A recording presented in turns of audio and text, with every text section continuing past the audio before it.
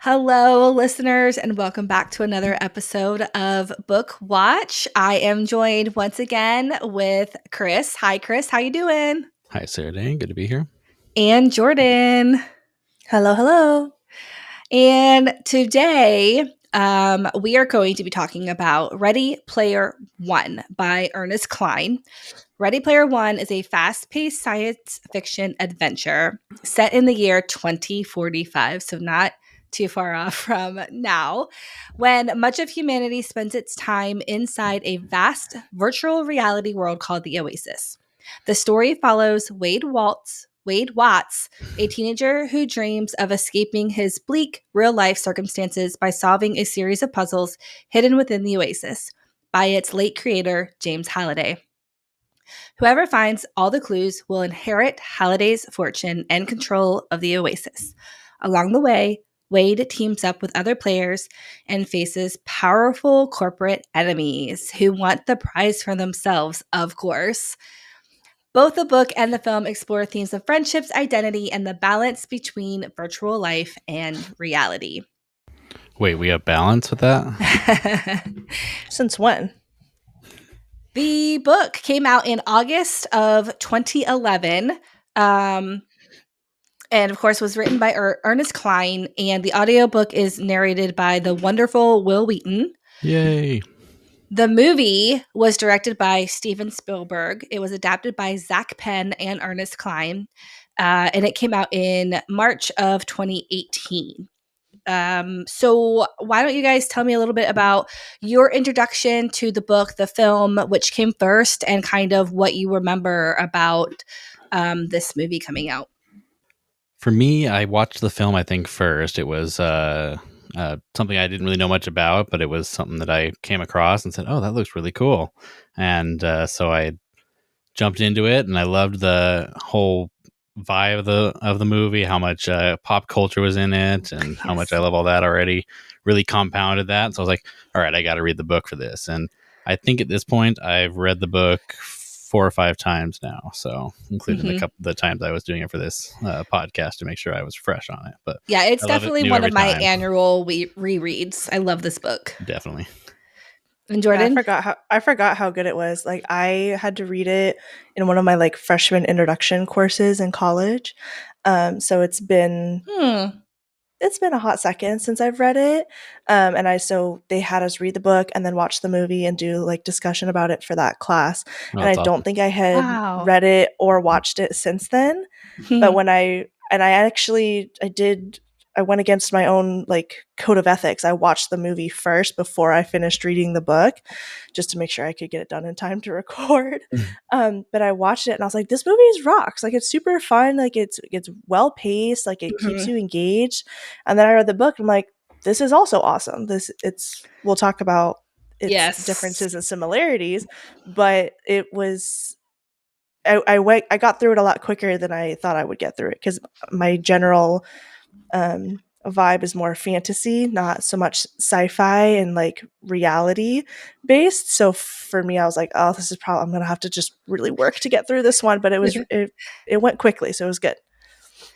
Yeah, I had read the book first, and I think it was in anticipation of the movie, because I always have been a fan of, if I know a movie coming out is based on a book, I like to go ahead and read the book. And on first watch, I was pretty disappointed in the film because of all the changes. But after watching it a few more times, it grew on me as a film. This is definitely one that I think would have done really well as a TV show, to be more of a faithful adaptation. But as a movie, it's a great, solid film. Of course, it's directed by Spielberg, so it's obviously going to be a really good film. I just don't think it, as an adaptation, it gets the main point across, but there's so much left on the page that I would have loved to see. I'm still pretty disappointed that the first challenge was changed, and we can get to that in the next episode. But again, for what it is as a film, it's a fantastic film. It, again, says what it needs to say.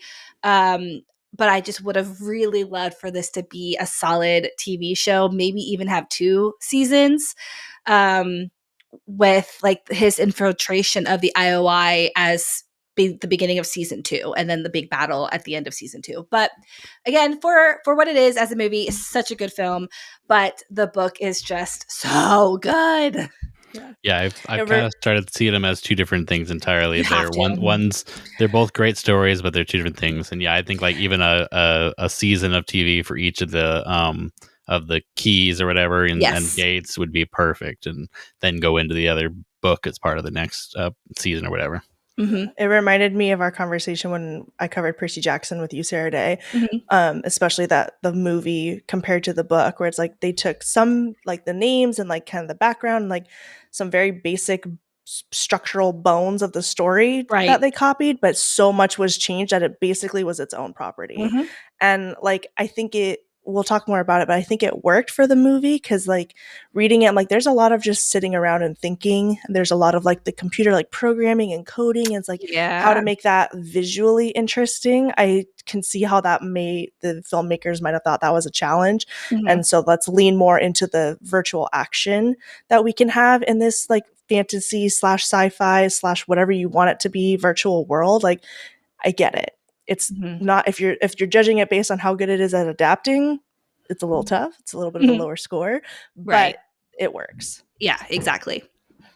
What about the key themes from the book and how they translated into the film? What do you think? I think they're there. I think that they hit the kind of found family, but with never meeting someone in person, how they kind of build on that. And, nostalgia and pop culture was there in both versions, kind of giving people that feeling, even if it's done in slightly different ways. I think they still kept the integrity of the themes. Yeah, I agree. I think like, especially these days, like with the world being what it is, like escapism is such a powerful thing, and it's something that like a lot of people are seeking. And so it's just in different ways. Like for us, it's reading our books and watching our movies and escaping to those other worlds that way. And for some people, it's video games and going into virtual reality and like just not having to think about whatever's happening in real life. And I think that's always kind of been something that humans have like thought about and wondered about, and we've always had storytelling. Like that's part of what makes us human, is our ability to tell stories and use our imaginations. But I think in this moment in time, we have so many different ways to escape and so many different avenues to go to different places, and so many different places in the virtual world, the internet, that we can go to, that it really is like, it's very, very timely. Like, I don't think you could redo this using like, I don't think you could replace the virtual reality aspect of it with anything else and have it still have the same impact as it does. Right. And virtual reality is still so not there in our own reality, that it's still like the Oasis is still like so interesting to us. Like, yes, we have some VR and we've got the big goggle things.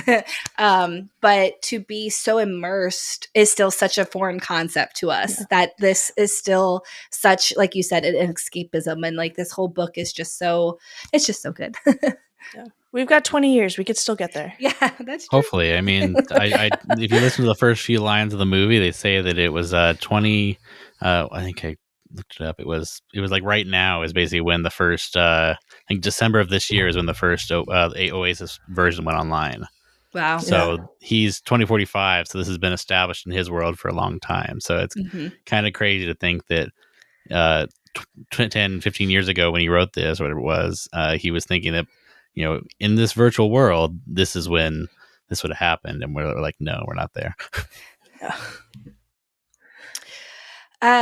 Why do you think this book was chosen as an adaptation? Because Spielberg likes to play with all the toys, and this has all the toys in one thing. There is a lot of references in this. Yeah. I think, like I said earlier, like the timeliness of it, like I feel like in 2018 when the movie was coming out, and then a couple years before that, that's when like meta, like the metaverse and like the goggles, like that's when they really started pushing that, and like VR and AR like really started like trying to make a name for itself, and like you should spend your money on this, and like, hey, look at us over here, look at all this cool technology. And so it was like, oh, this is perfect because this can talk about the pros and the cons of that kind of technology in our daily lives, because it's starting to become real. We're actually starting to work towards Oasis like technology. And so I think like it came out right when it was supposed to come out. Like if it came out now, then people are like, yeah, we already kind of know about that. Like with AI now becoming a bigger thing, like those conversations are already happening.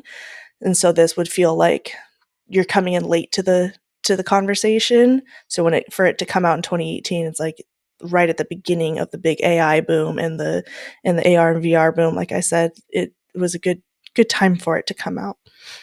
Any later, and I think the COVID isolation would have changed the whole conversation we were having around it.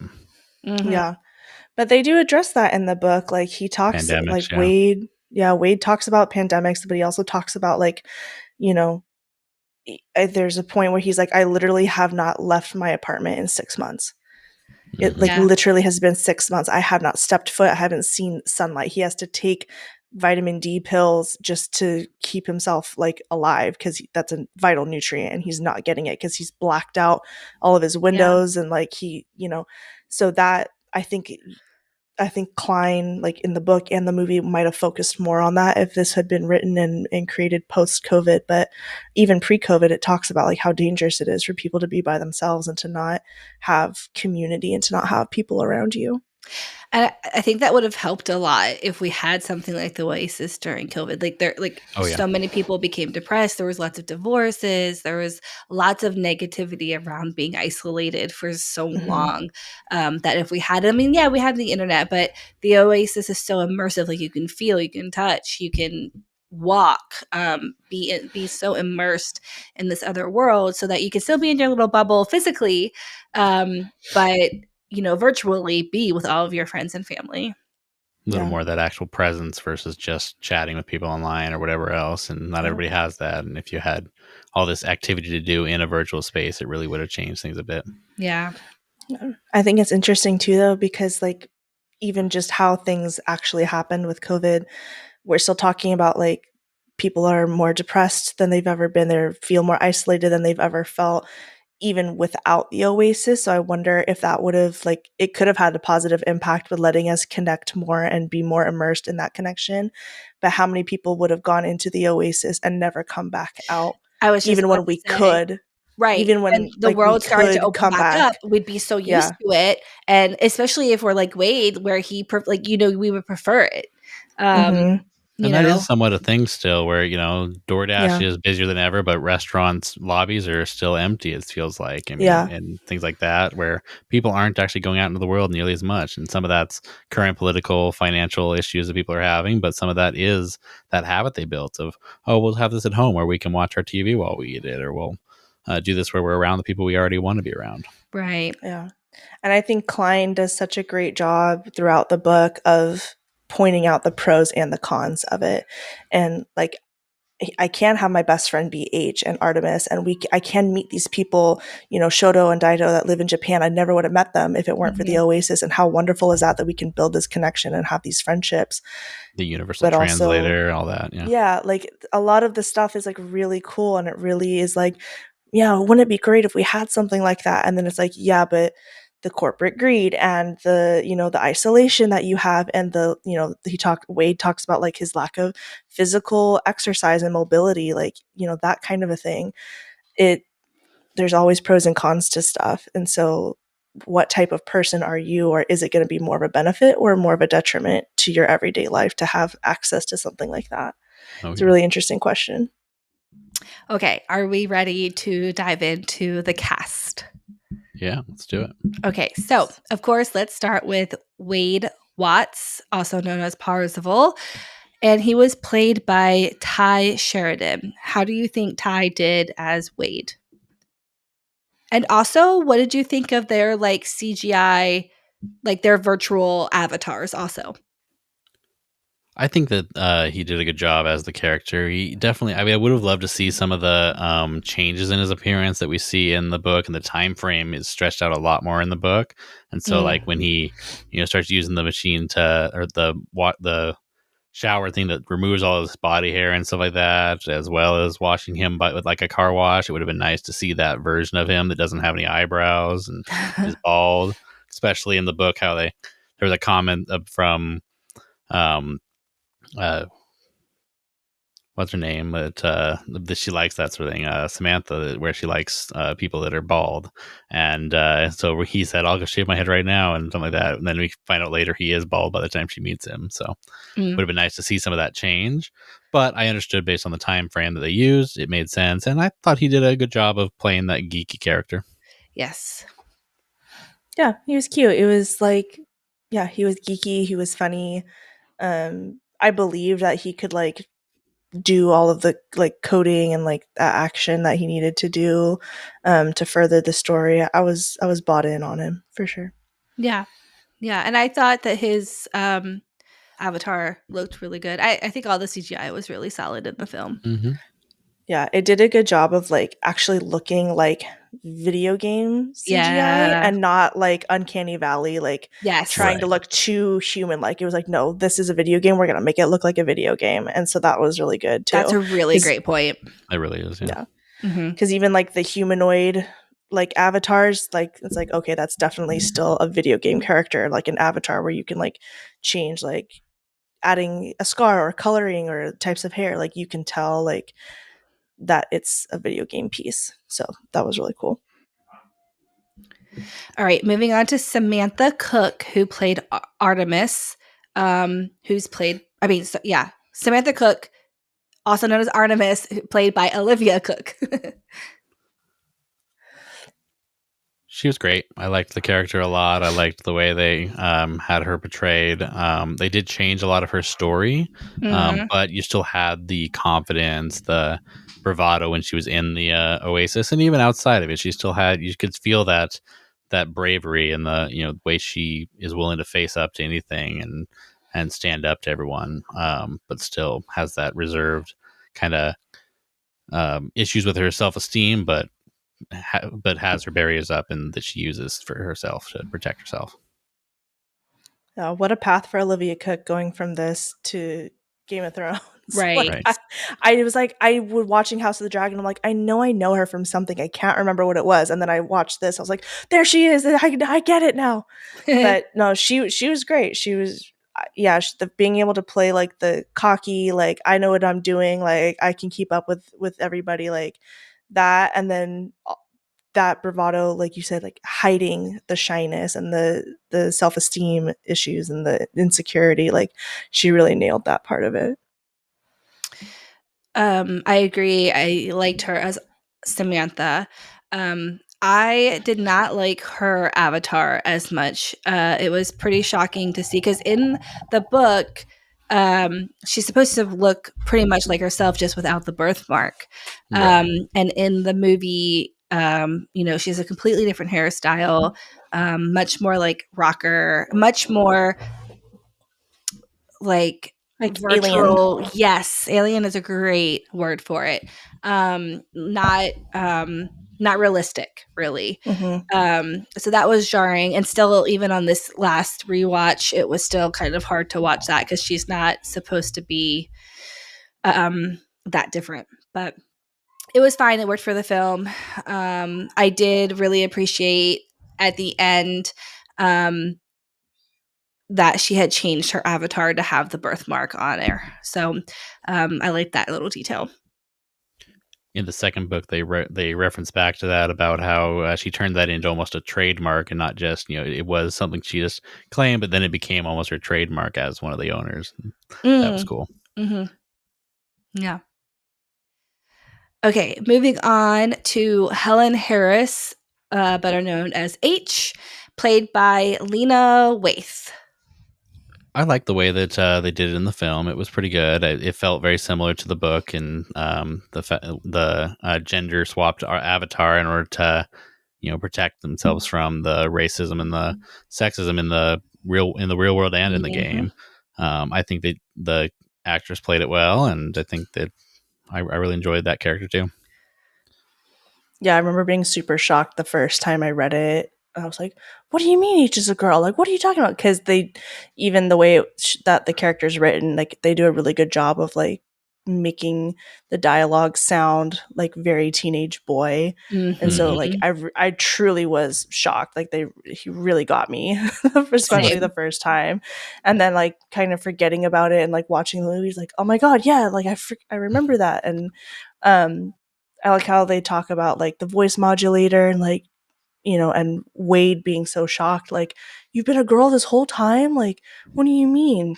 So I thought that I wish they had kind of played that up a little bit more in the movie, like the shock and being like, what, like, because he doesn't feel that betrayed in the book, but like a little something would have been nice. Yeah. Well, and the physical descriptions weren't perfect in the end because they describe her as overweight and large breasts and all that. But I think the actress pulled it off just fine with the bravado and all the stuff that would be accurate to someone in the real world trying to survive like that. So.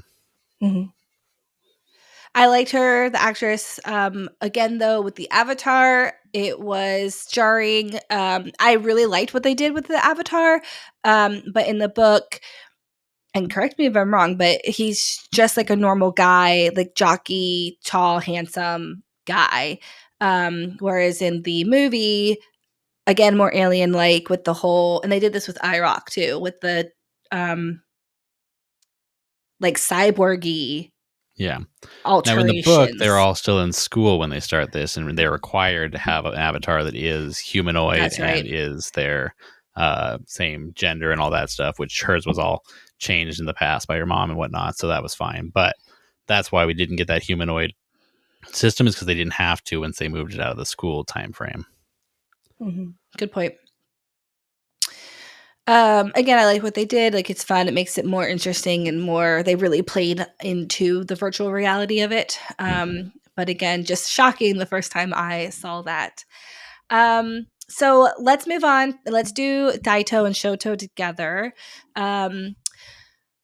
Daito is the older brother and is played by Win Murasaki. And then Shoto is the younger brother played by Philip Zhao. Now, in the movie, maybe I just don't pay attention, but the actual Shoto is much younger in the movie than he is in the book. Yeah. Okay. That part was a little jarring for me, and I didn't really care for it as much because it took away a little bit of the agency of what happens to that character. But I think it was a good story, just a little different.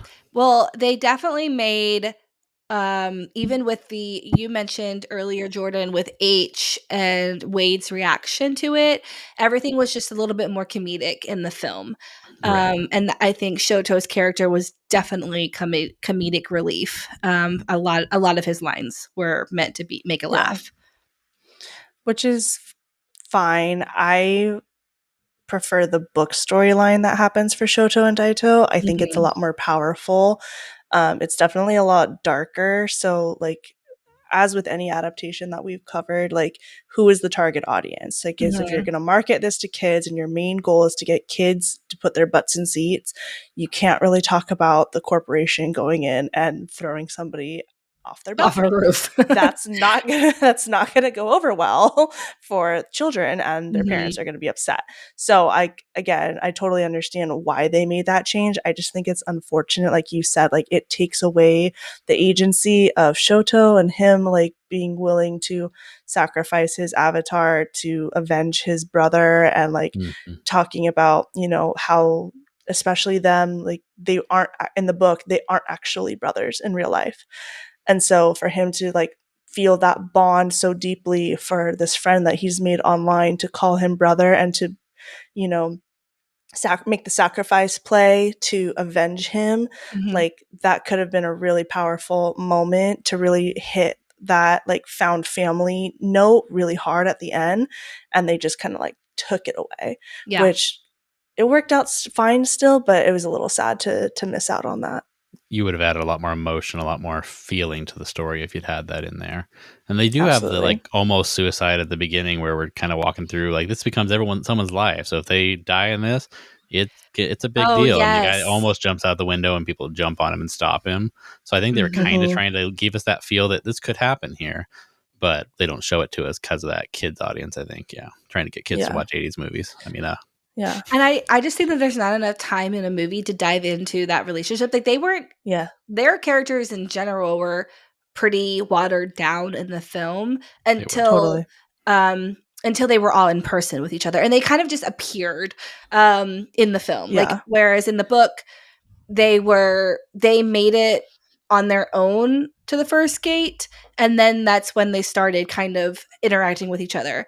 But in the movie, it made it feel like they were friends beforehand, which, again, you don't have the time to dive into all of these nuances that the book can get into. And I do think that even if it was geared towards the same age range as a TV show, we might have gotten that normal or that original storyline with Daito and Shoto, with Daito being killed in the real world. Maybe we wouldn't have seen it. It would have been maybe implied. But I do think we would have had more time to flesh that out if it was a TV show. And I think maybe one day I would love to see a show. I mean, we're redoing all kinds of things as shows right now. Harry Fingers Potter, crossed for Percy an Apple TV show. Jackson. Yeah, I think Apple could really do well.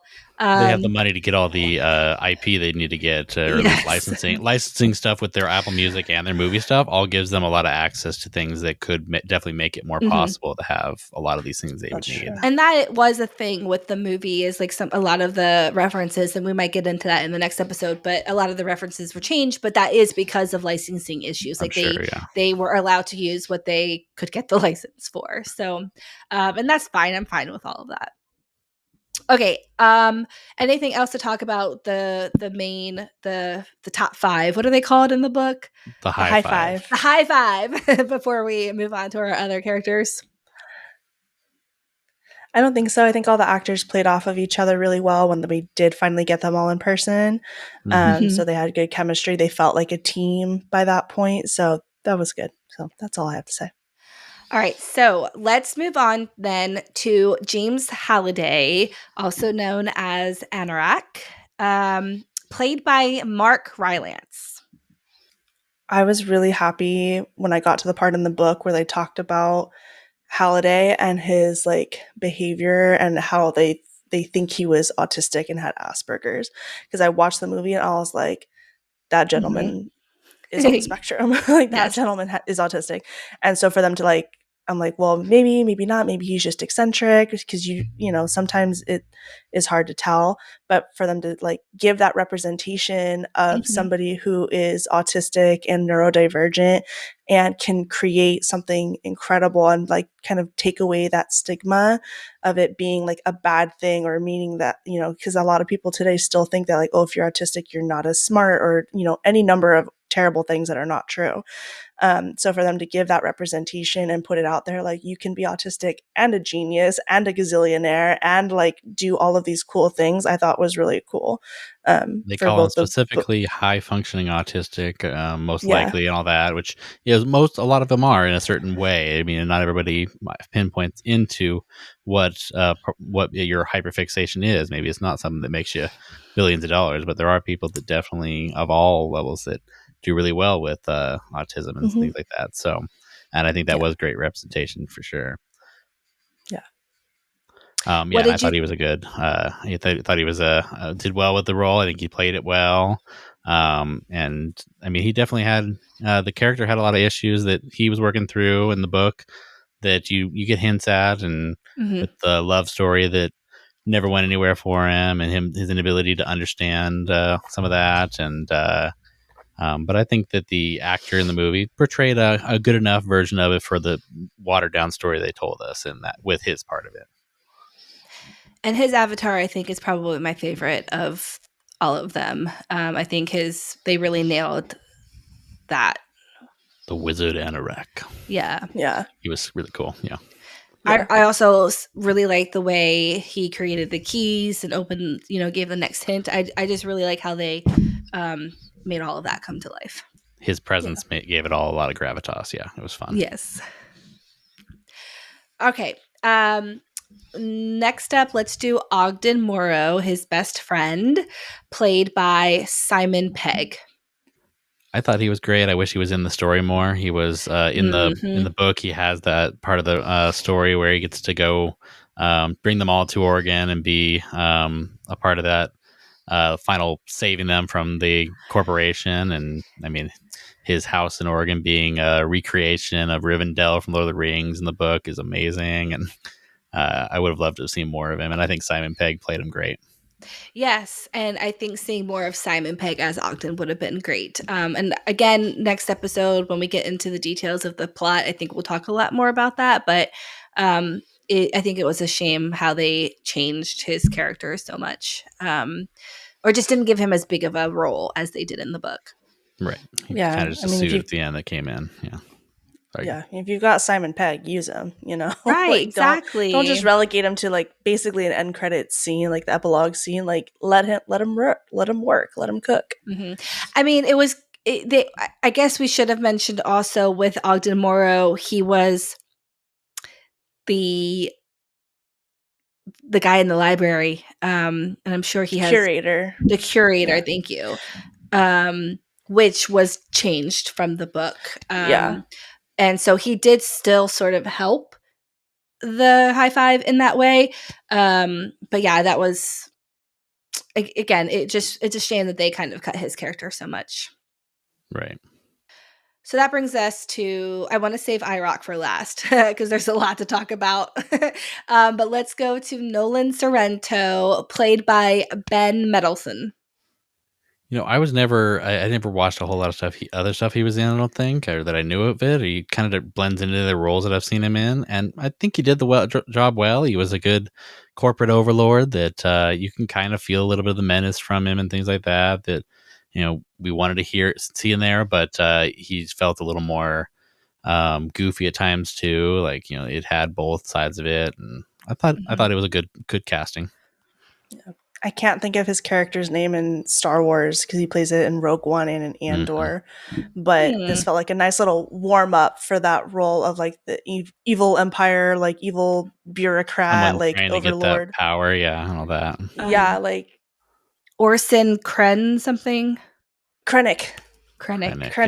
Yes. Thank you. And then he's also Talos in the MCU. Yeah. Yeah, that's right. Yeah, but Talos, I thought of the Star Wars character more because he's also like the villain character and like the cog in the evil corporate machine character. So I drew that connection a lot more in my head. But yeah, I think he really nailed this one. He's great. I haven't seen him in a lot of things, but everything I have seen him in has been fabulous. So good for him. After watching him in the MCU and then in here, I would like to. I have seen Rogue One. I have not seen Andor, but I would like to see some more stuff that he's been in or keep an eye on him because I really do like him as an actor. Yeah, I always hear good things. Anytime he pops up, I hear he's the best part of some certain shows. So exactly, yeah, I'd definitely give him a chance. Yeah. Okay, let's talk about IROC. Do we have to? In the film, played by T.J. Miller. Now, I would say there's lots of changes to everybody's arcs, but this is the most egregious change. I don't even know why. Okay, so listeners, if you haven't read or seen the film, first of all, in the book, IROC is kind of just like an annoying colleague. I mean, they're all students. There's this place called the Hangout that H created. The basement, sorry. Thank you. That H created, and it is like a hangout. And so he invites certain people, and they keep inviting IROC. Wade hates him, and he pretends to be like this excellent Gunther, but he's really just an idiot. A poser. Yes, exactly, a poser. So, and that's really all he does in the book. And he pops up from time to time. I think he gives interviews, or he lets out that it's on the school because he knows them from school. He posts online in the message boards that they both go to the school there, which gives away that first part of the story there. Yeah. Yeah, he's just a crap stirrer. He's just over there in the pot, just stirring it up. Right. Now, in the movie, it's a much bigger role, a completely different character. He's like a not a mercenary, but Almost an like a arms dealer, hired, kind of a yeah, hunter. Yeah. Hired that hand. works for Sorrento. The Avatar is completely wild. I mean, I think it would have been better if they just could created a different character for him. Like if this Yeah. character that they created had a different name, because it's just why is the biggest question. Like this is the biggest question I have about this film is why would you even? I mean, did Ernest really like this character and want him to be this way? Did Spielberg want this character? And it's just like, I just wish they had given him a different name. That would have helped, I think, in a lot of ways. Yeah. Yeah. Do you think TJ Miller was a good choice for the role? I mean, do you think he I played it well? like the character as like again comedic relief. Like he's supposed to be Very very much so. menacing, but he's also the comedic relief. And I like that it's fun, but I can't let go of the fact that that's supposed to be IROC. Mhm. And it's just so jarring when you first hear his name in the film. You're just like, wait, what? Like, I wish they would have just completely cut IROC and created a new name for this person. But yes, I think TJ Miller was a great choice for this character. I mean, you never even see TJ's real face. He's a CGI That's character true. the whole time. But yeah, I mean, for what the film was trying to convey, it's fine. I just can't get over that that's supposed to be IROC. I kind of wish we'd gotten a cut scene to the real world when he loses all his stuff and dies. Just him sitting there, like, in his basement, his mom's basement, just, cursing or something at the end, just, before Yeah, that they would have been cut back great. to Wade. Mm-hmm. All that stuff he loses. I mean, his whole, the way he dies in that moment of trying to keep all of his stuff as the arm, He's trying to it's skip the funny. coins So back in the arm. yeah. Yeah. He's a great comedic relief character, but it's just the craziest thing. The craziest decision they made. I agree. Yeah, I was kind of like whiplash, like seeing this guy who's like, oh yeah, like I have this high end like weapon artifact, like, yeah, I'll go and hunt down these avatars and kill them and stuff. But he sounds like a 16-year-old kid, like that. He Like, could be. Yeah. Mhm. well, yeah, but like Named Chuck. I agree. Like, don't combine them. Like, Yes. those are two different characters. Like, this stupid teenager who is like, oh yeah, we're all students. We go to school together. Like, doing all that and stirring the pot over here, I feel like is a very different character from somebody who's like, yeah, I'll be your little assassin, your little mercenary, and I'll go and Spy. hunt, spy and like do all this stuff. Like that, it didn't mesh well to me. It felt like too much of a difference in personas to be played by one person Mhm. and one character. So I agree. I wish they would have either like make it not IROC or like split them up and have IROC be over here and then this new person over here. Yeah. Even if IROC was just a little Easter egg in the film, like in the message boards or something, like if we just saw See them his pop up. name, Yeah, that would be cool. and then had again this character be something else. Like I don't mind the addition of this storyline. I think he and Sorrento really play off each other. Oh, and I don't even think we mentioned, let me see if I can find her real quick. Another added character was Finale Zandor, played by Hannah John Kamen. A completely added character to this film. So even if they like, she could have been the real life person, and then IROC like film character could have been her avatar, something like that, creating that character. So that's really two new characters we have in the film that just feel really out of place. And I don't think I like her as an actress. But I don't think her chemistry with Sorrento or like that whole storyline really fit. If they had just created this IROC character and had him be, the right hand man, I think that would have been better. Or had her, I don't know, just had one new character and not have it been IROC.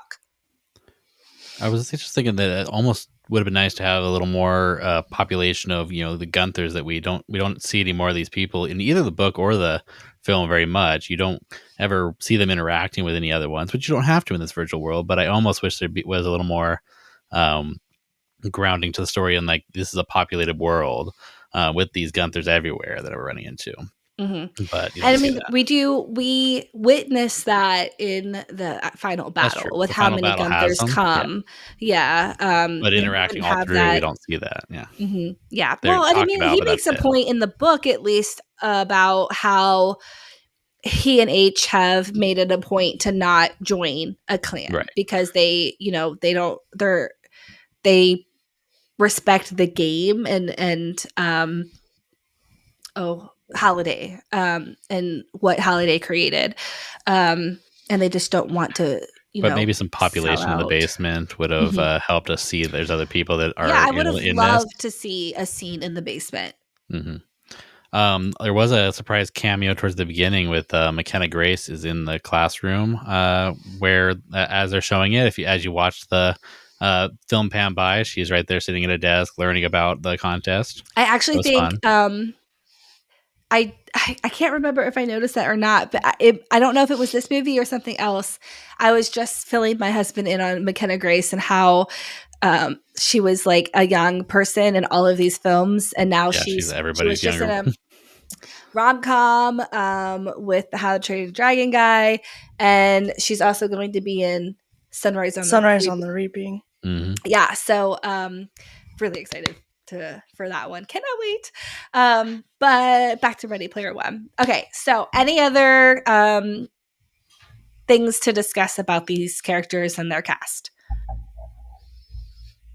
I think the cast is that's about all the people that really matter there, I think. And I think that they did a good job casting, but there would be there's some other things that would have been made it more of a full world, but I think we're good. Mm-hmm. Who was Rick? Was that the uncle? Because Ralph Ineson. No, it's the aunt's boyfriend. Yeah, one of the aunt's boyfriends. Yeah, that threatens him. and he was just Galactus, so that was a fun little role for him. I'm just looking through the cast real quick, seeing if there's anybody else to mention. But Kit Connor was Reb Kid. Kit Connor's in Heartstopper. With hold on, what's his name? Joe Locke, who is our Wiccan. Oh, nice. Yeah. Yes, I think a lot of the even the pop culture references are almost characters in the film too. I mean, you see so much stuff that comes in. The Iron Giant. Yeah, the Iron Giant, the car being his the custom DeLorean and all that. I think I saw like 3 Batmans and a Joker in the final battle. The T-Rex at the beginning and King Kong. I mean, there's so much references that are almost characters themselves, but especially as like a Spielberg movie, referencing all of his past movies. That's true. Yeah. And I know that we'll get into all of these, I'm sure. We'll go through it more, I'm sure. Next episode. But okay, so let's wrap up quickly with your initial impressions of this adaptation. Do you think do you think it was a faithful adaptation? I think I know the answer. Or a bold reimagining? It's a super bold reimagining. Like I said, it takes this like bones of the structure of the book and turns it into a movie, but they definitely lean more into like action and like high intensity, like pacing and stuff. Like some of the especially the scenes with the keys and the gates, like they're just completely made up, brand new, from like not related to the book at all. But I think they work because again, like in the book, a lot of it is like sitting and playing one player like arcade games, and it's like that's gonna get boring after a little bit. So, but in a TV show, I'd sit there and watch it the whole time. Right, give me all of the gameplay, hours and hours of it. Yeah, so definitely a bold reimagining, but I think it's still like the core themes and the core messaging Yeah. that Cline is trying to get through in the book definitely come through in the movie. So I think from that aspect, like the mission was accomplished. It just went a way different route to get there. Yes, agreed. And I'd consider that to be somewhat of a faithful adaptation. You still hit the bones, and so I mean, it's all there. You get to the final point. It just and you have your 3 different eggs, your levels, and all that. So in some ways, I feel like it was a successful adaptation. But yes, they reimagined the how to get there a little bit, and in the way that you have to with the film. So And they definitely reimagined IROC. maybe one bold reimagining, and everything else is fairly Yes. faithful in that way. There you go. If you take my interpretation. But yes, I thought it was a well done, bold reimagining. Yeah. All right. Well, listeners, thank you for joining us for another episode of Book Watch. I almost said Ready Player One. Close enough. Next week, we will be diving into the key plot points, and I know there will be lots to discuss. So we will see you next week.